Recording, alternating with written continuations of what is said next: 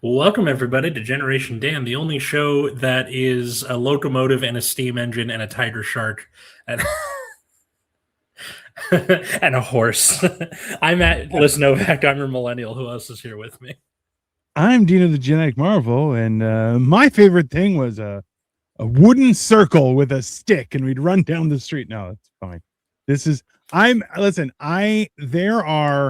a certain amount of information that you will steal from the universe before puberty. And this structures your entire personality eventually, right? And then puberty happens and everything goes to shit for like 10 years. Yeah. Well, because when you get to puberty, all of a sudden you start caring about what your peers think of you. So like an interest dumbest that you shit have. Yeah. Yeah. That's Victoria says good afternoon. Jim Eaton says good afternoon. Good afternoon. Yeah, like there's a lot of things that you do. I would say probably everything you do before the age of 12 has potential to be on this list of Tism topics because you just buckle down. I think at some point your parents are just like, I'm just happy you can read. Just whatever you want. It's fine. Just go learn shit, you know? The title of this episode comes from my lovely wife, Katie. And it's one of those things where, as we're doing this, I really wish Nina Dicker was here. She would be perfect for this. We should have asked Nina. But we're talking about the things that you're into as a little kid, where like you are down there with your trains or your sharks or your dinosaurs or whatever, and then an adult comes and goes, "What are you doing there, sport?" And you like spout some unhinged, hyper specific thing, and you're like, that kid's probably on the spectrum. They're not. Oh, yeah. But it's a little weird to see a 5-year-old be like, the funnel web spider can kill you with one bite in 20 minutes as the venom. First you get aches and pains, and then you start to sweat, and then you turn blue and froth at the mouth. Death follows if you don't get an antivenom in time. And you're like, can you read? Elio. Kind of. Yeah. Only with my mind. April 14th is my 65th birthday. I will be at the dime. April 14th, that's also the day that LAUSD is doing the teachers' strike. So fun. Then it's a perfect day for you to go have shenanigans. It's only reasonable. Jim. Go say hi to Jim. Yeah, well, listen, come on. If anyone knows how to have shenanigans, it's Jim. That's only fair. How is my day going? Our days are going great. We're talking about what's your Tism topic, everyone? So feel free to chime in. Yeah, what is it? What is it? You know what is that topic when someone brings up in public and acts like they know shit that you're like, I'm gonna school you so hard, and you just like out of nowhere, like a thief in the night, destroy their entire either that or it's the thing that your kid is way too into. Now, we don't mean like an animal. Like we've talked about this on the show before, where it's like, oh, you get associated with an animal, and then if your relatives don't know what to get you for a gift, they get you something with that animal. Yep. Wiener dogs. Katie has hippos. My sister has horses. That kind of thing.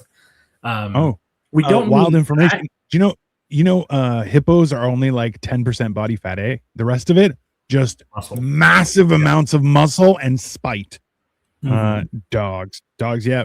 I know a lot of people who know too much about dogs, and it always weirds me out. That's So I guess I'll start us off here. So my first fandom, like the very first thing I remember being a fan of, was Thomas the Tank Engine and trains in general, but Thomas the Tank Engine, because we had a little like set where it was the wooden tracks and you stick them together, and the trains had magnets where you could stick all the little like the caboose and all that stuff into whatever train you wanted. And I didn't know when I was 3 years old watching this that it was either the drummer from the Beatles or George Carlin narrating. Like I didn't know who these people were. Yeah. Trains get associated with autistic people now. Here. Oh no, she's but everyone, listen, this is the thing, is what people don't understand, and I try and encourage people. when you've seen neck hurt, that's your that's funny. Yeah, when they say they know everyone, that's also some. Oh, this person's getting weird. Do you go? No, why would you anyone do that, weirdo?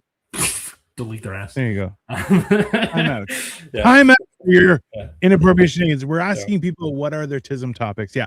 So this is the thing. I grew up in a machine shop. So big machines, always I see them and I'm like, oh, like the dump truck. Yeah. Right? The kid has the dump truck or the fucking like drills and that kind of thing. Oh yeah.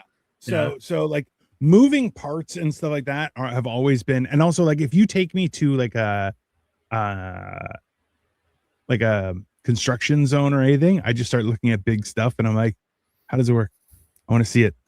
And they're like, oh, this separates steel from matter. And I'm like, turn it on. I want to shoot something. Like it's always, it's one of those things where like, and this is the thing is trains specifically, new trains suck shit. Okay. And that's a direct dig on the coolness of old trains, and the new ones who look sleek, they suck. Okay. I don't know. A bullet train looks pretty fucking cool. Like a bullet train is a whole other universe. Let's just start there. Okay. Versus like an old school train, man, like a steam engine. If you ever seen a steam engine do anything, coolest thing you've ever seen. It is honestly one of those wild things that, the fact that nuclear power is also a steam engine, where they're like, we split the atom, and instead of like, oh, that moves the thing, no, that just boils some water. Yeah. And then turns it to water. And everything else. So someone keeps on spamming the chat with ridiculousness, but hey, you know what? Go live your life. I encourage you. Block the other. This is the thing is too, like when you see, I think that is a like I knew guys that ran massive machinery. I knew one guy, it was his uncle-in-law was one of the only guys that could run the snow removal machine, which is like, it's basically like 4 tanks. It's humongous, but essentially it sucks it in, turns it and just melts everything and turns into water and spews it out down the sewer. But it's when there's too much snow and you just have to get rid of it as opposed to find places to put it. But he was like the only guy that could drive it in like the eastern seaboard. So he would get flown to New York and they would, like cool stuff like that. But also like he was like, we need you to remove mass amounts of snow. That sounds like such a fun job, depending on really absolutely.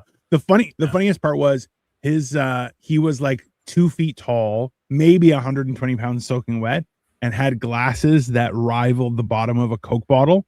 And he's like, I'm the guy. And you're like, you're not the guy for anything. But this was his thing, and he fucking did it. So on Hey Arnold, the guy who was a demolition dude was really short, like the short bald guy that lived in Arnold's apartment or whatever.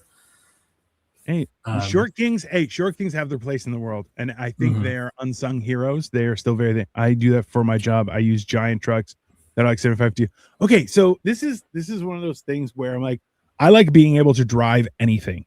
Like that's like people are like, oh, but have you like, I can drive anything, but I'm like, yeah, you just need to explain it to me and I'll figure it out. Like it just gives you time. And that's why like people are like tank. I'm like, oh, I can figure out a tank. Helicopter. I'm like, yeah, I'm like, I know just enough science that I could figure out the controls, but not enough to actually be good at anything. It's a weird world I live in, but yeah. I wonder if like, so I was asking my sister-in-law and my sister and Katie, like what's yours? Because for boys, a lot of it is like building and destroying stuff. Yes. Legos, blocks, that kind of thing, moving things. And my sister-in-law goes, well, first I asked about my nephews because this is a show about generation. So I was thinking, what does our next generation into? And she said, for one of my nephews, it was dinosaurs, and the other one went through a bunch of them, but didn't say what it was. And then I go, what about you? And she goes, pink. I'm like, pink what? Just pink, the color pink. Anything pink. I assume. I get it. Barbie, that kind of thing. Dolls. Yeah, I mean, like, but listen, that's it. It's colors. I knew somebody was into shapes. I knew people that were into weird stuff too. Can you drive a non-synchronized transmission with split axle? No, but I could learn. Hey, if you give me 20 minutes with someone who knows how to drive it, I can learn. I can drive. I'll figure it out. I'm very handy in, if you can explain to me how something works, I can extrapolate what it can do. I'm good at that. But the problem is that people are like, I don't trust you with anything. And I'm like, yeah, that's also fair. That's pretty reasonable because I have, nothing in the game. But I don't know that, like, even my dad, the first couple houses that we bought because we moved outside of the city and we were in the suburbs. And when we moved there was no highway even. Like, it was just country roads. So, like, he liked where it was because you could hear the train in the middle of the night just passing through.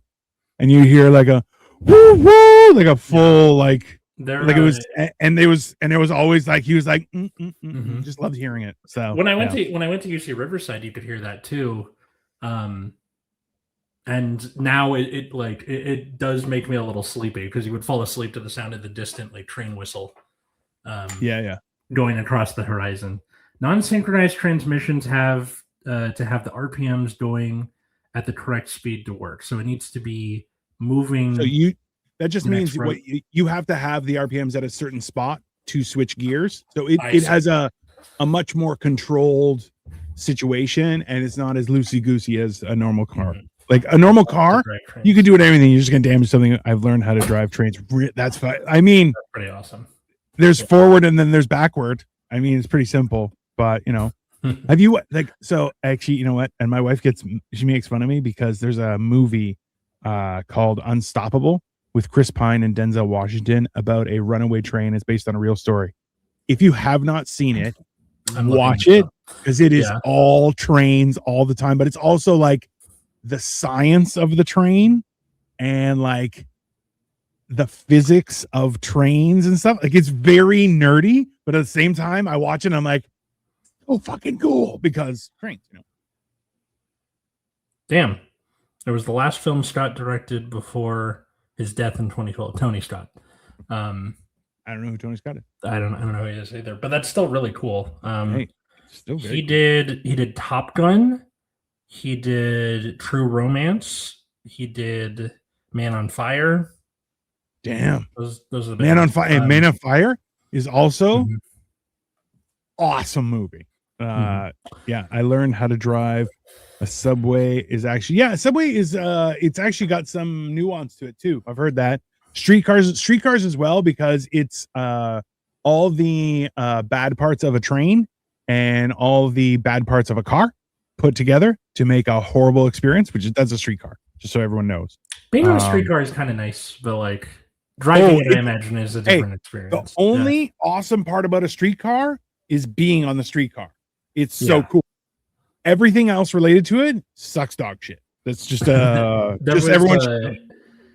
My mechanic is at the end of the block from me, and about once a year, you know how like your mechanic will be like, okay, we're just gonna park the cars where they fit. So they have like their little parking lot, and it sort of spills out wherever they have it. So down the block from them, around summertime, they'll always get a big fucking streetcar that used to be part of the Pacific Electric rail line. And it turns out it belongs to this rich guy who bought one just for funsies. And whenever they like a play will put on like Streetcar Named Desire or Waiting for Godot or something, they rent it from him. So this mechanic makes sure it's working, like so you can drive. See, also cool. At the same time, if you had that money enough to buy it, you would have money enough to make a train track going around the perimeter of your property, and every once in a while just go around, have your cup of coffee, driving around looking at people. It's my streetcar. You ain't got the fare for it, sons of bitches. It's like it's like that episode of Bob's Burgers where they go to the little Christmas village and they're like they're riding the train around the perimeter and like doing the tricks. It's a more modern one. It's very fun. Yeah. So trains were a big one. The funnel web spider quote that I said at the beginning, that was almost word for word from this little book that I had about like the world's most dangerous and poisonous animals. So it's got like the tiger shark in there, that spider and all that stuff. And there's something when you're a little kid about learning about gruesome death that is interesting. Yeah. And I think it's because all like the things that your parents read you and like your kindergarten teachers read you is supposed to be like lessons learned about how to behave. And this one is nature doesn't fucking behave. Yeah, and nature's not. I mean, you know what? I'll be honest with you. That's a great book. That's the kid's book you should write. Is Nature Doesn't Behave? Just right there. Just Nature Doesn't Behave, and go from there. Hey, anyone who copies that trademark, that's ours. You can't do it. Just I wonder if I can go find it again, because I had one of those, and I had a picture book called Great White Shark, Ruler of the Sea that came with an audiobook, although I lost the audiobook almost immediately. And also when that it is showed, completely false, but yeah. and it shows like a great white shark over the course of their life from when they're born to like when they have, make new sharks.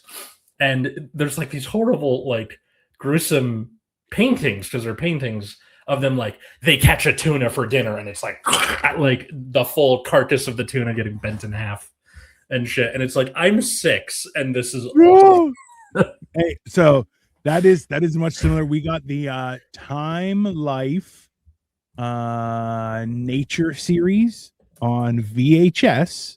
Yeah. I'll tell you, one of the first ones was Ocean Life, and you got to see whales kick seals with their tail through the sky because they like tenderizing the seals before they eat them. So they go under the seal, flick it with their tail, and you see a seal go through the sky. Jeez. And then the killer whales catch it. You see, and the next one was like, what's happening in the jungle? I'll tell you what, monkeys hunting monkeys and then eating them while the little monkey is screaming for its life. It is traumatic as hell. Yeah. Oh yeah. It was the absolute brutality of it, because there's National Geographic, which like we had National Geographic. Okay, so back in the day, there was this magazine called National Geographic, and it would tell you about the crazy shit happening all over the world. Okay, these were actual reporters, and they would take pictures. And if you remember, there was one chick of a young girl with like a little thing, and she had these really piercing eyes, and she was like sideways looking, and they followed up with her. Her life fell apart. It was horrible. But despite that, that was your only real access to nature in suburbia, right? Otherwise, like, oh, that was a vacation plan. Like, otherwise, you would just see nature. Like, we had the luxury of like, we traveled a lot. Like, we would go to Dominican and Cancun and places like that, and we would always go on tours that would take you into nature. And my dad would be like, "This is good for you," and I'm like, "Is it good for you?" He's like, "No, I hated this. This is the worst." He did not like lizards or snakes. He hated lizards and snakes. It was the funniest shit ever. But you don't know. And then that's the thing is, it's just one thing, and you're like, "Oh, I'm interested in that." It's funny because you'd think that they would base more education on that. Is that hey, expose them to as much shit as possible, and whatever they gravitate towards, good. That's going to be your job because you love it. Good, figure it out. Someone who loves animals, great. Have them in a zoo. It makes a lot more sense. It is very unprofitable to run the universe that way, but everything also like you get that comes very close to like The Giver, the dystopia book, where it's like you show promise in this, we're giving you this job. It's a little perfect. That is what this world needs instead of a bunch of people who are doing weird shit. That's but like my younger nephew, he's really good at like taking care of people and animals. Like anytime he comes over, he's like, "Can I feed Pumpkin?" Or they have a dog and 2 cats, and he's like the one taking care of them a bunch, and they're like, "Oh, he's gonna be a vet when he gets older," and maybe that's not a vet is not the job you want to love animals. I'll tell you that, because you don't see the good stuff, you see the horrid stuff. It's not. Don't be a vet. Be I don't know if you like animals. Be like a horse trainer or breeder or something like that. That'd be worthwhile. Because I'll tell you, that's the other thing, is that doing what you love seldom is profitable, right? That's I think one of the bigger problems in the universe. That's like, because realistically, you should be able to do any job and make a living. That's one thing that I've always believed in. I'm like, if you put in 40 hours a week, you should make 40 hours worth of, like, you should be making good money, whatever it is. It doesn't, like, I'm not saying that, we should all have Ferraris. No, that's crazy. But we should all be able to afford our own car. We should all be able to afford whatever groceries we want. Like you shouldn't, if you work 40 hours a week, you should be able to survive, right? That's only fair. That's enough of your. I think I found the book, Tiger Sharks and Other Dangerous Animals. And this came out in January 1998, which totally lines up to like when I would have learned to read. That would have been like brand spanking new at the time. So part of me wants to order it on Amazon and see if it's the same thing or if because like I remember the shark being posed a certain way where it's like curled around and coming at you. I don't know. Part of me wants to go hunt this book down again just so I can, because I remember that funnel web spider quote like in there.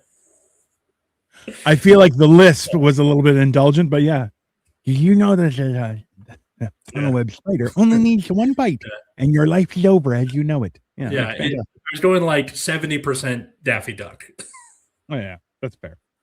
I feel like what are some that has stuck with you the whole time? What it like that like you try and not involve in your daily conversation, but as soon as you wait for other people to start talking about it, and then that's permission, and then you're like, all right.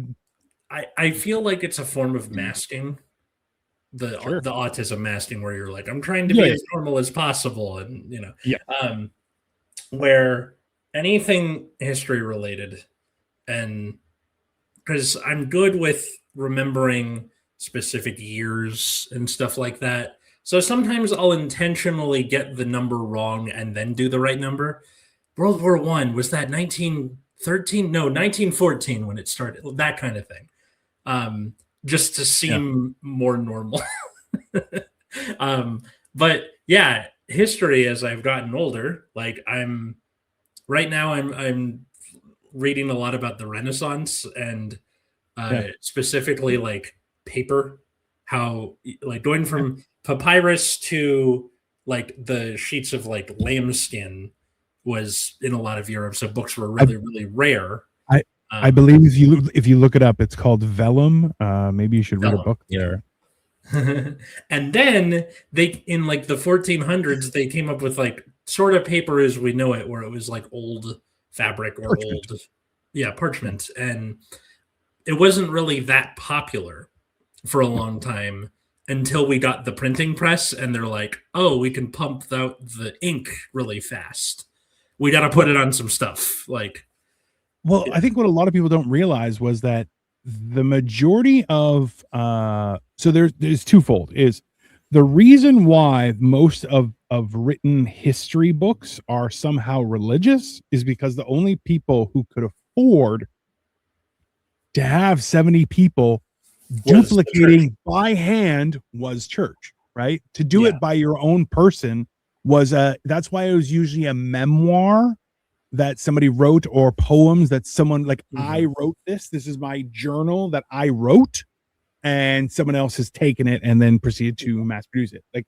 that's why like it wasn't a thing. Like there was remember there's entire tribes of Israel that were just scribes. Like that was their entire, all men, women, children, babies learn how to copy whatever that fucker did and do it exactly the same. Otherwise you get the lash. Like, and like in like Italy in the like early 1500s, you had like Florence, Venice, like the big trading cities had like a 90% male literacy rate because so much commerce was going through those cities that it's like, you need to learn how to read a fucking ledger.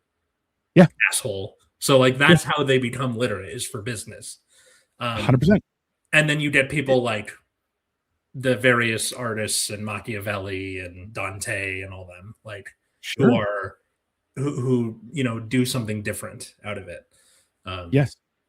And like that's the thing, is there's a lot of information that has been not, I don't want to say abandoned, but lost to the annals of time just because, well, you couldn't afford to write it down, right? Like that was, people chiseled stuff in things because, hey, you know what?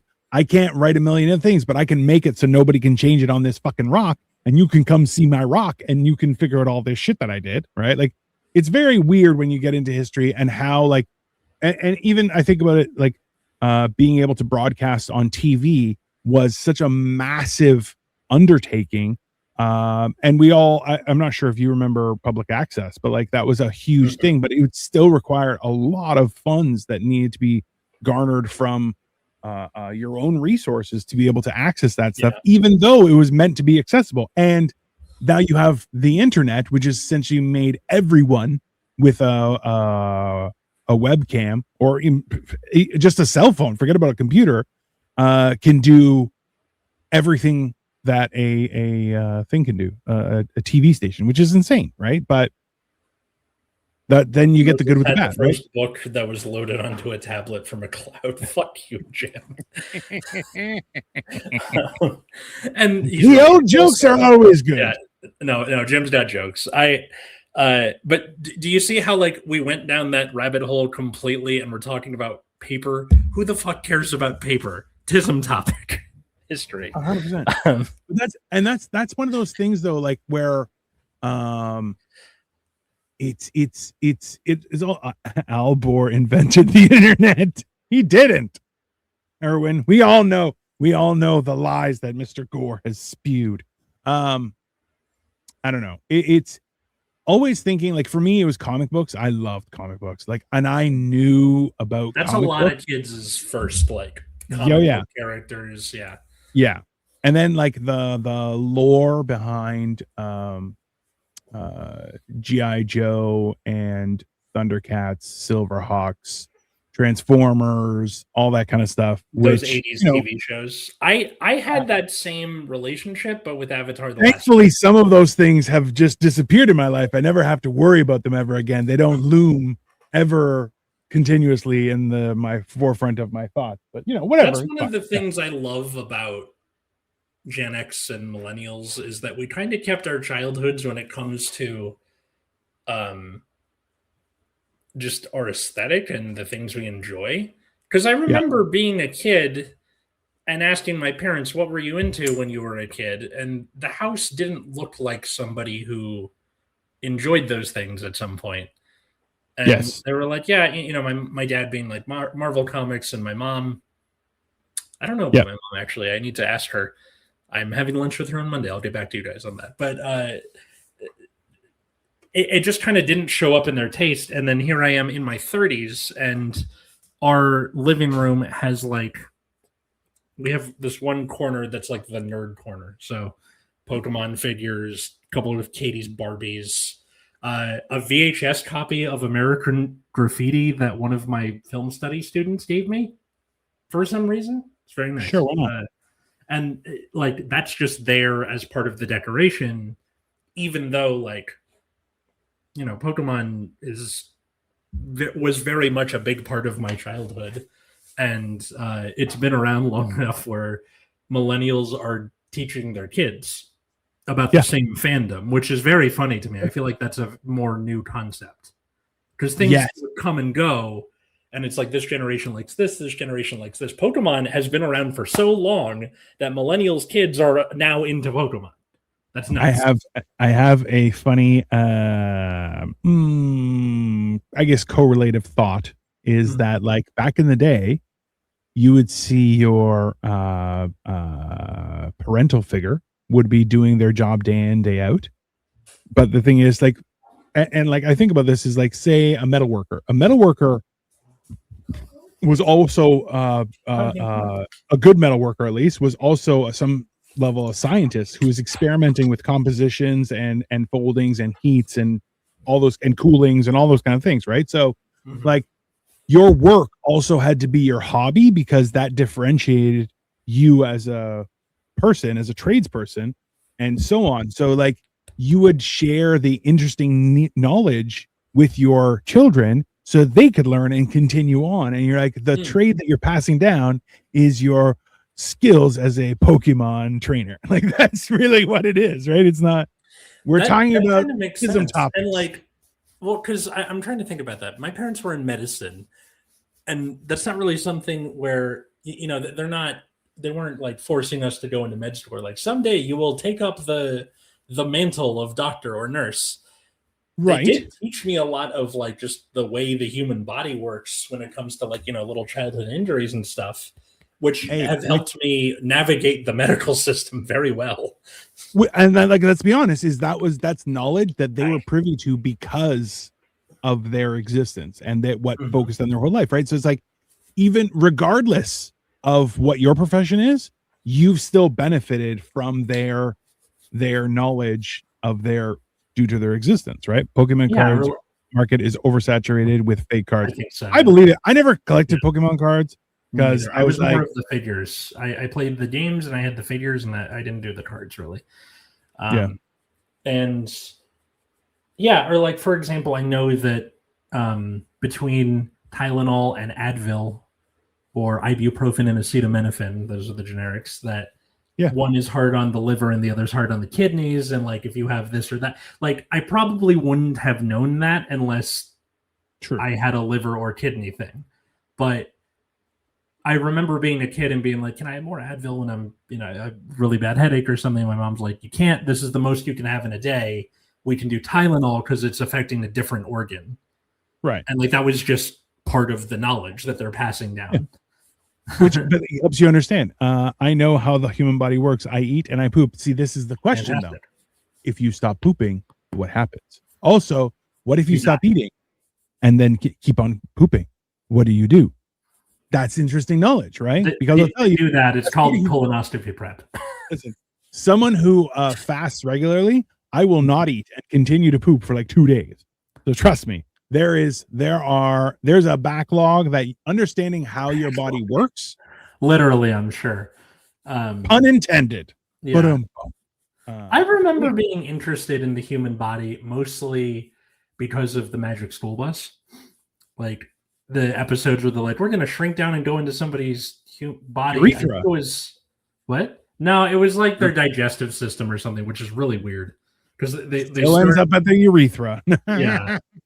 They start like in the esophagus and they go pretty deep into the large intestine, and they're like, why is it getting drier? And like, you can see poop on the walls, and they're like, we should stop. And I'm like, yeah, we should. Yeah, this is where it ends, everyone. Ask your parents for more details. Yeah, seatbelts, everyone. We're going to Arnold's asshole.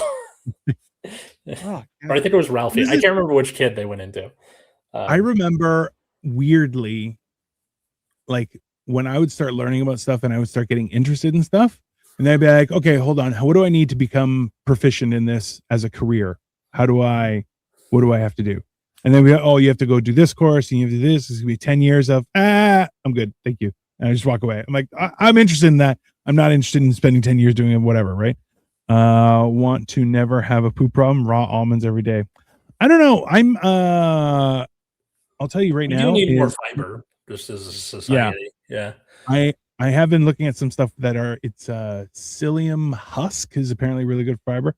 I've been increasing my fiber intake regularly, and it means I've been pooping all the time. But my thing is, I can't spend all day on the crapper, people. I have to be productive in some level. That's why my wife doesn't make me smoothies anymore, because she makes smoothies with spinach and berries and bananas, and then you spend half your day on the toilet, which I'll tell you is also a thing. Like, now I've started to learn about diet and calories and how the body works and how it digests and all these kind of things, which I'll tell you is very, very useful information. However, there's so much dog shit information out there. If you eat your breads first and then you eat your protein, you're going, okay, whatever. You know what? 11 servings of bread. Really? 11? It's a little much, guys. It's not even that. Like, the one cool thing is right now is everything has added protein. So like, I have, after this, I'm making, it's a mug cake, but it's a high protein one. So it's 28 grams of protein, but it's also a cinnamon roll cake, which listen, man. My prediction. So protein is the new, like, What was the thing before protein for, like, we've inserted this into everything because this is the new, like, in chic thing. Fluoride? No. Fluoride? No. Chia seeds? Not the actual foodstuffs, but like the thing where it's like, this has added blank. Quinoa, which is spelled quinoa, so everyone could go shit themselves for all I care. Okay. Quinoa. What's with everything? Well, yeah. I mean, there's I can't remember, chicken, but like blackened chicken, blackened fish, blackened everything. I don't need that in my life. Just calm down. Just grill the chicken. Okay. Again, not that like if someone in the comments can enlighten me, but my prediction is the backlash to the additive protein and everything is going to be fiber and everything, and we're going to have shit your pants summer, whenever that is. Oh, I love it. Gluten free. Thank you. That's the thing. Gluten free. Yeah. Yeah. Which, hey, if also, so if you Kelly Zemnickis. Mm-hmm. So Kelly was telling me how she developed a peanut allergy, and over the course of a few, so over the I think I don't remember the years. I think she said it was quite a few years, but like it's been 15 years since she developed it, and now she's no longer allergic to peanuts because like her doctor was like, okay, so this is what we do, because it was like a mild allergy. I'm like, yeah, you just got to overcome it. There's another girl who found a book from the the 50s or something, and it was like, oh yeah, if you shit yourself every time you drink milk, what you need to do is drink milk for 2 weeks and then your body will figure it out. And she was like, no, that can't be right. 2 weeks, no more diarrhea. Interesting. Yeah. Just all you have to do is just hardline dairy for 2 weeks and you'll shit yourself into health. I don't have any of those, but like since I turned 30, pumpkin, stop it. Since I turned 30, I get the seasonal allergies when I didn't used to. And I was like, did this come with the wedding ring or something? Because I didn't used to have this before I got married. It turns out when, like, as you enter new decades, things just start to happen.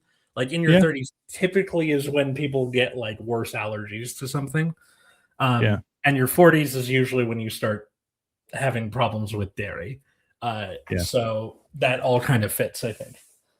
Well, it's weird. So I have a couple of my siblings have bad allergies. 2 of us, so out of 5, 2 of us do not, and 3 of us do have allergies. Okay. And they were really bad. But then also 3 of us are colorblind, like not severely, just red green. Me and my sister are not colorblind, which is hilarious. But like weird stuff like that, where like seeing it in action. Christmas, like you go to somebody's house for Christmas and you're like, hey, does this all look the same? every year, and you know those circles made up of circles with 2 numbers, like it'll be a 2 and a 7 or 2 and a 9, and I'm like, you can't see what number it is. Be like, no. I'm like, ha, your eyes are shit. And then it was schizophrenia shows up when you're 25%. I didn't know that, Jim. Yeah, I didn't know that either. I could beat all millennials with just a peanut butter cookie. I think that's more like people associate that more with like Gen Z, because like apparently, and I know this only like talking to the old head teachers at my school, they stopped allowing like peanut butter and stuff around like 2010, 2009, like around the beginning of Obama's term, was like no more peanut butter, which is insane. That made things immediately worse, just to be clear. But go on. I think that also had to do with Michelle Obama's like healthy eating initiative that she did, which mixed results apparently, but peanut butter is good for you. I don't. Yeah, it is. That's not great for you, but it's actually that's the that's the same shit where people are like, pizza's a vegetable, and you're like, what the fuck are you on about? Like that's French fries, that counts as a vegetable. No, it doesn't. Hey, I'm a big fan. Do you think we could do a fart on live show support for the troops? God bless you and God bless the troops. So it's more likely than it has ever been in history, but I like to only fart. I only fart on a toilet because I'm got those good acoustics. Well, no, I'm progressively worried about shitting my pants. We've discussed this on this show many a times. It's the whole idea that, like, I say you shit your pants and then you stop shitting your pants. That's when you become an adult. And then you start shitting your pants again, and that is when you're a senior citizen. Mm-hmm. And a couple weeks ago, I gambled and lost, and I was like, "Hey, I'm not like I didn't have to change my pants, but I did have to change my underwear, which technically that still counts. The fart is a little too wet, yeah. If you don't have to change your underwear, it doesn't count. But if you have to change your underwear and not your pants, it's still better. But like I've had situations where I had to change my pants, and then I'm like, what a horrible human being. Like, it's just absolutely. So I would not fart on camera unless I had a fart coming. And even then, like, I have a whole recipe. There's a bit I do about it that helps people understand how medically not to shit your pants. Actually, do a rub and tug to support the troops. I mean, I'm not going to do the tugging. Yeah, probably not the rubbing either. But also, never mind. I'm not doing that. Sure. Smart. I asked Katie what hers was, and she gave me a very interesting answer, which is the Titanic, the sinking of the Titanic. That checks out. I get that. Yeah, and she goes, when I was 6, I could do like an 8th grade level report on the sinking of the Titanic, like the timeline of how everything happened, important people who were on the boat, John Jacob Astor, all those folks, and like. What about the last minute replacement of the Titanic with another boat just for the insurance claim? Or there's a lot. The drunk guy who like stepped off the bat, like he was one of the last people off the boat. Was he got wasted on all the kitchen cooking sherry, and then as the stern was sinking, he just kind of casually steps off into the water, and because of all of the alcohol he drank, it kept him alive long enough to be rescued. I love that for him. That's fantastic because it constricts your blood vessels. Toronto is the capital of rub and tugs. I've heard that. Never been to a rub and tug in Toronto. I don't know. When debt to ratio gets to 150, I'm bailing off this Titanic. Bro. That's a real thing. Yeah, we're all North America as a whole is in that situation where we're going. We're still going. All right. Let's keep going. That's fine. Yeah. It's I'm ready to bounce, but I feel like that's another good like Tism thing that kids get into, which is like a timeline of an event. Like it's the same kind of people who get into true crime later in life, I think. Yeah. Because it's like, here's where the murderer was with this thing. Yeah, and then you're like, what shall I discover with my magical brain? Yeah. Like also I was in grade 6, 7, where a close friend of mine, Bill Lang, I've known him since grade 6. I think it was grade 7. He got deep into JFK. So that was let me see. That's another great one, JFK assassination. The Magic Ludi. JFK movie was 1991. Yeah. So that's right in line because it was 92 was grade 7. He did so many presentations about JFK, like back and to the left, back and to the left. Like there was so much detail. We would go to his house and just watch that stuff. Any interest in the Artemis launch on Wednesday? I'm very interested. Not really in my case. I don't really care. Come here. Hey, just so you know, that's called autism masking because space travel is 100% of his. The only reason he doesn't want to is because of his radical views on politics. That's why he's like, I don't want to do anything about it, which is like, who cares, man? It's space. I was more an ocean kid than a space kid, right? There's space, which the is ocean, the jungle, like certain things that you get obsessed with. The Serengeti / like just, jaguars and big cats and I've never been interested in the jungle. I like forest. Ocean scares me a lot. Mm-hmm. The ocean. I remember learning about the coelacanth when I was a kid, and I was like, "What the fuck is that?" Which was the coelacanth? Coelacanth is the big fucking fish that we thought was extinct until like the 20th century. Like it was, I believe, like bones were discovered in the 1800s, and then we discovered an alive one later. Coelacanth. Yeah, coelacanth. Coelicanth. Oh no, they're not coelacanth, coelacanth. It's the coelacanth, but pronounced like an Australian. Coelacanth. Yeah. Yeah. That's a huge ass fish, bro. Yeah. So let's see. We discovered it in the 19th century. Were believed to have been extinct at the end of the Cretaceous period. That's another one. Like I mentioned dinosaurs before, but like the different period, Triassic, Jurassic, whatever.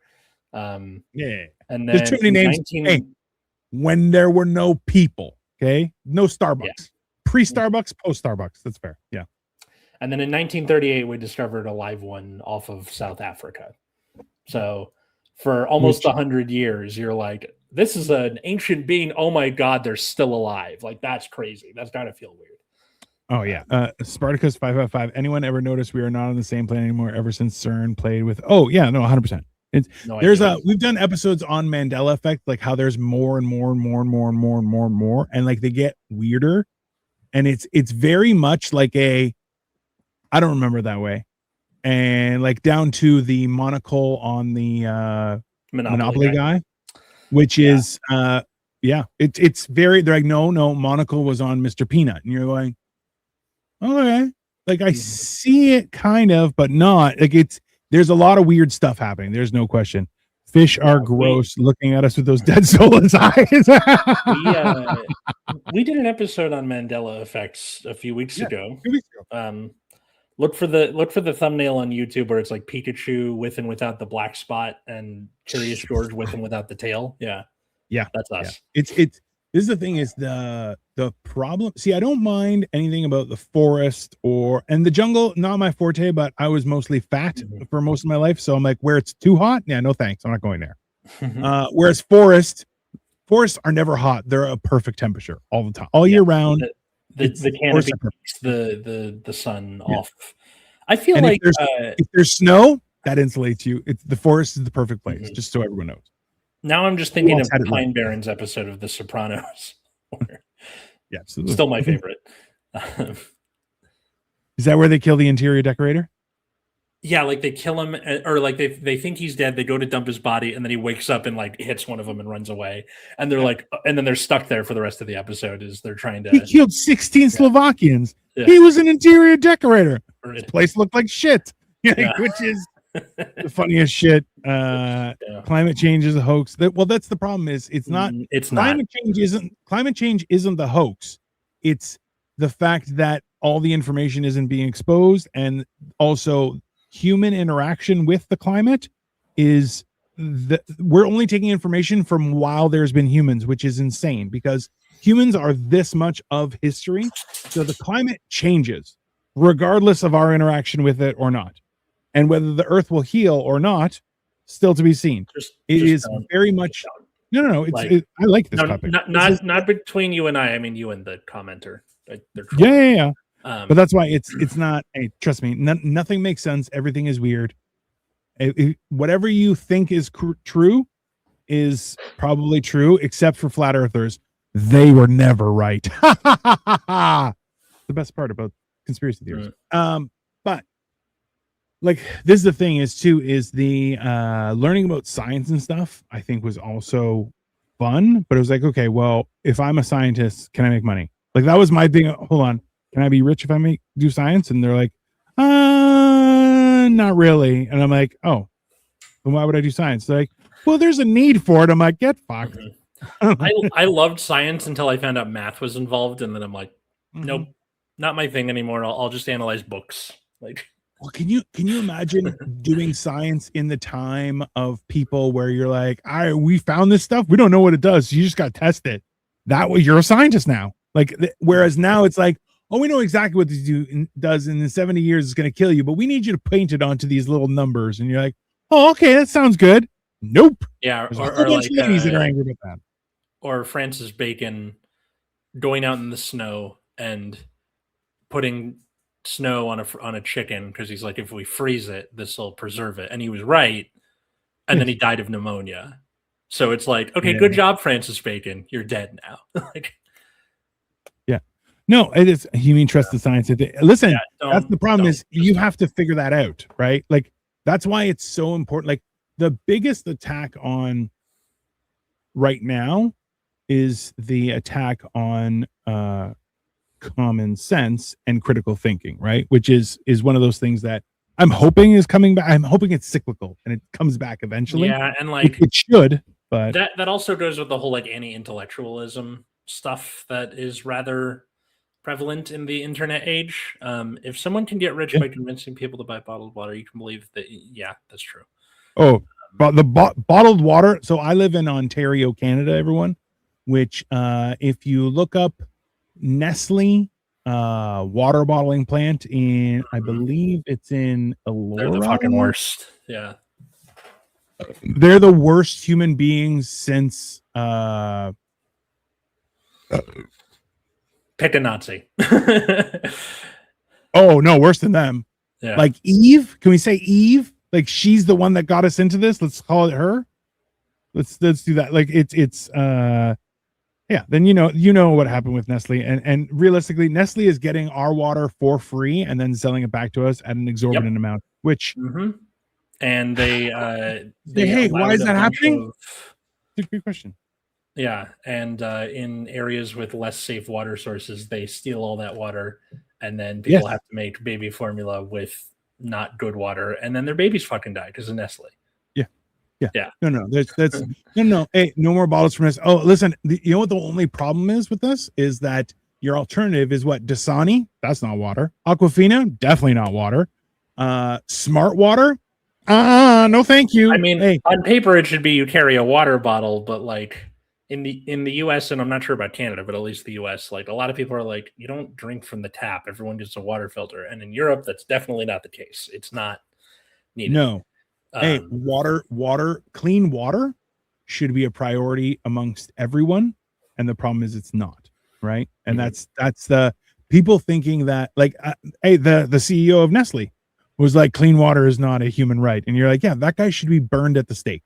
And when I say burned at the stake, I don't mean figuratively. I mean any other CEO who thinks clean water is not a human right should be televised from the Vatican of him being put on a cross, crucified, and then burned alive. I think that's reasonable because he's a bad person. That's probably up there with Judas. Yeah, that's fair. As we get closer to the end of the episode, I'm wondering, like, in the future, I wonder what it would be for, your Gen Z and Gen Alpha kids, because like the oldest Gen Alpha kids are in like middle school right now.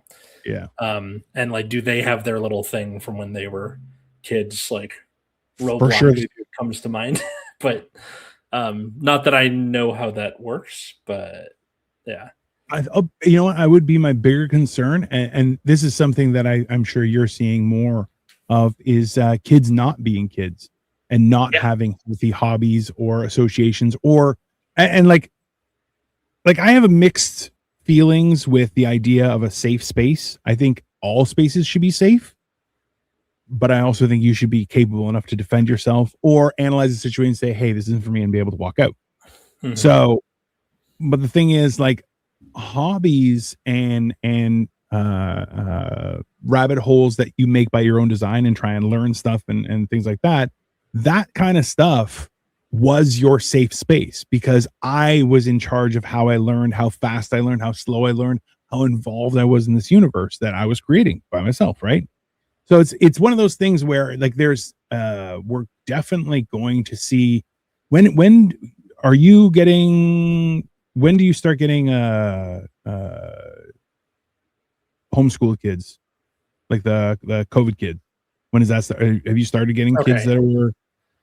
So, hang on, I'm trying to do the math right on this. Right now, the kids who are graduating high school were in middle school, roughly, when COVID happened. So the kids who are entering high school now were in elementary school, which means that they could kind of sort of rebound. And I think also, if you were in third grade or below, it was easier to, because for kindergarten through third grade, you're learning to read, like what letters, what sound letters, like that kind of thing. Fourth grade on, you're reading to learn. So if you like miss out on that, it's really fucking hard to come back. Just the younger you are when something happens, it's easier to. Yeah, kids shouldn't get phone at 10 years old. They should get mountain bike. Yes, I agree with that. 100%. Yeah, like, my kid, if they get a phone at all, is getting a dumb phone until they're like 16. I think, like pooping your pants, you stop pooping your pants, you get a smartphone. You start pooping your pants again, you go back to the old fucking, you get a flip phone that can text message. Yeah. You don't need the internet. You're fine. That's, there was. So like, this is the thing. Sorry. Yeah. No, it's, so I'm Gen X as well, right? And I'm the youngest of 5, so I'm while my age is not is on the border, my experience was very Gen X focused because my siblings, right? So, but that idea was there weren't safe spaces, no, but you were allowed to learn easier. You know what I mean? Like you weren't. Listen, there were always people, and I'll be honest with, I was picked on at times in school because I would ask stupid questions. But the fact is that, you know, I'll be honest with you. I asked how you get Richard from Dick. How do you get Dick from Richard? And a teacher threw me out into the cold, bro. And I'm like, you're a piece of shit. But I got it back later on. I just wanted to know, man. Yeah, I get it. I'm like, it doesn't make any sense. It doesn't make any sense. I think one upside about like, you know, you can be annoyed with the education system and like how kids are coddled or whatever. One upside of time passing is that teachers are treating their students a little more like people, which is good, than before versus like subjects, if that makes sense. That doesn't mean it's perfect, but it's an improvement. Or like how Gen Z is like more focused on mental health. That's great. That's awesome. Yes, 100%. Yeah, and when you were saying that whatever, you know, Tism topic that you happen to be interested in, that was your thing when you were a little kid, because you're right, the world is made for adults, not kids. And especially for like modern kids, there's not really like media made for kids quite as much anymore. Most of the good media that you're getting that is made for kids is old kids media. Yes. And a lot of it is either like for babies or adults, and there's not really much of an in between. And I feel like teens get left out in the cold. There's not really like, and on that note, like I really feel like there is a solid market for like adolescent education through YouTube or whatever like that, and just have a channel like, okay, I'm going to teach you how to do normal shit, like, and just go through, hey, this is how we're going to learn it, you know? Yeah, and like if somebody was to do that, you'd have to thread the needle in a way where you don't come off as creepy. Like, otherwise you get into Mr. Beast territory and it's creepy.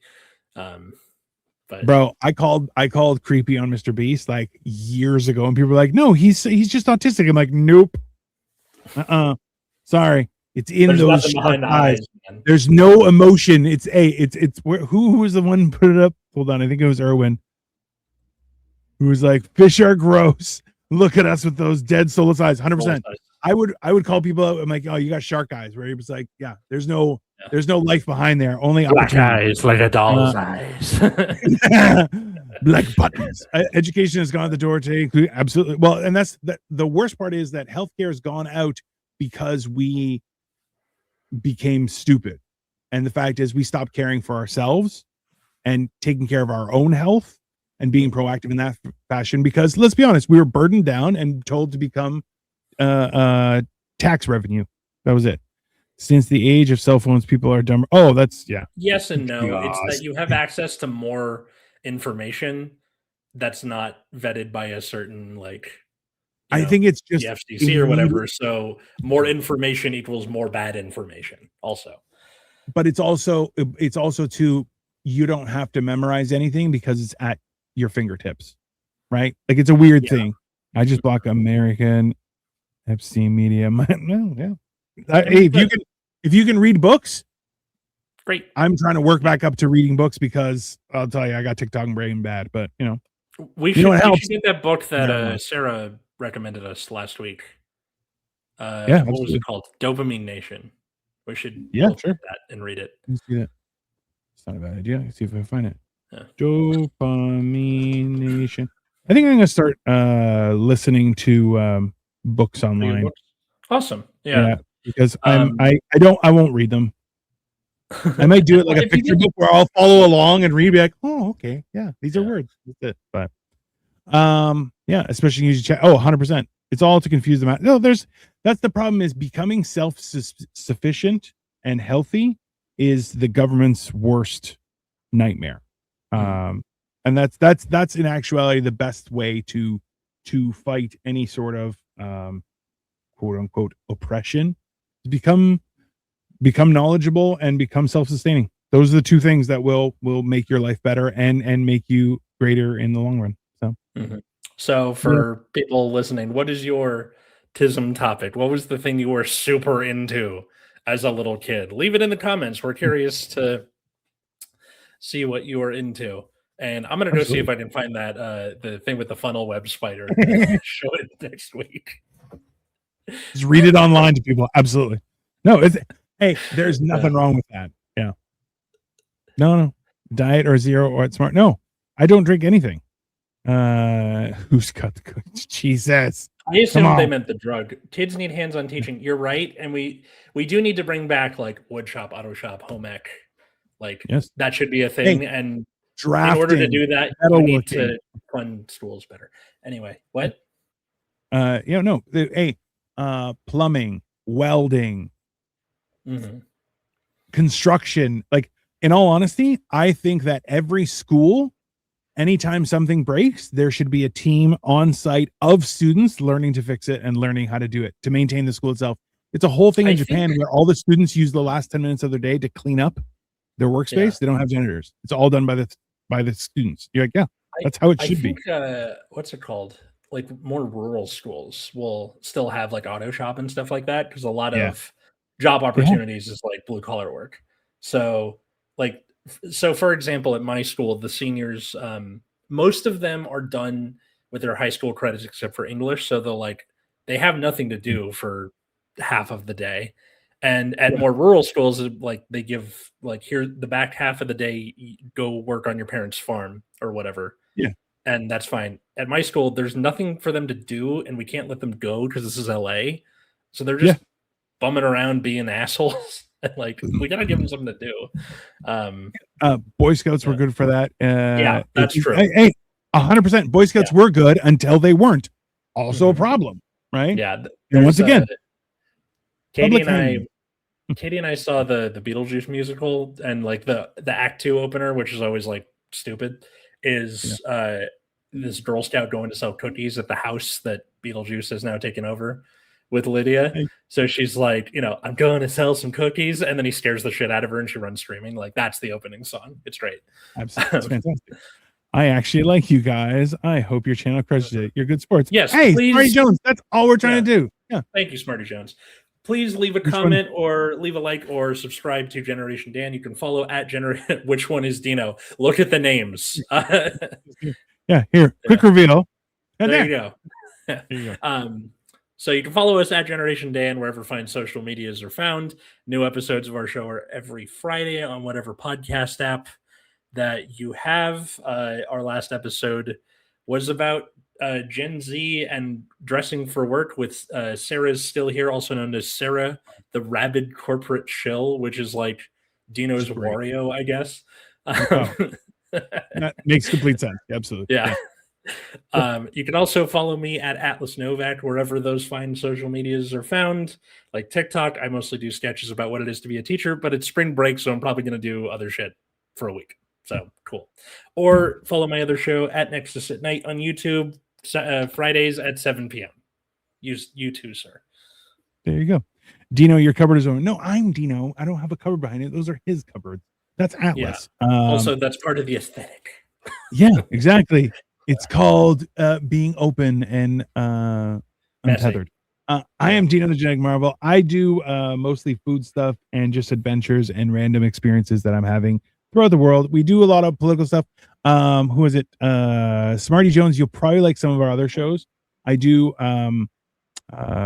morning motivation rant on Mondays and on Thursdays, usually at 10:30 a.m. Then we do a motherfucking Mondays on Upside Down Studios. Also, it's a little more aggressive of a crowd on Upside Down Studios, but you will be entertained. So come check that out. That's motherfucking Mondays. Then we have movie night. We're doing we did Missing in Action last week for Chuck Norris. So we're doing Missing in Action 2 tomorrow night. And then we have a mental health episode, which is all dudes talking about mental health stuff. So I'm 58, look 45, and love life. Always did. As you should. I'm 45 and look like I'm 900. That's okay. Atlas, are you from LA or just like the hat? Oh, no. I'm Dino. I lost a bet. That's why I'm wearing the LA hat. He's Atlas. He's in LA. I'm in Toronto. R.I.P. Chuck Norris. I'm sarcastic, No, right? that's Suburban really Philly kid. okay. Hey, Yeah, that's all right. No worries. on. Everyone, enjoy the rest of your day. We're gonna bounce, and I'll be back tomorrow. I'll see you guys then. Bye Later. now.